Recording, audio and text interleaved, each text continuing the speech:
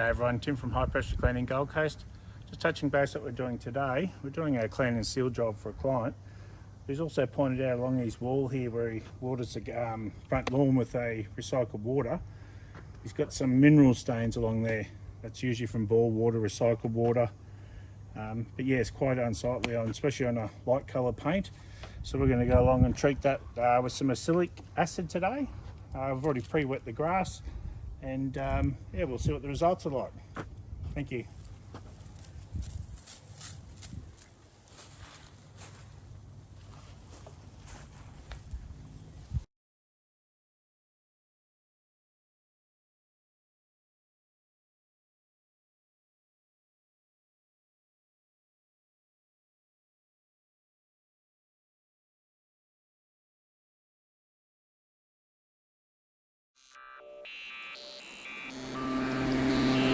Thank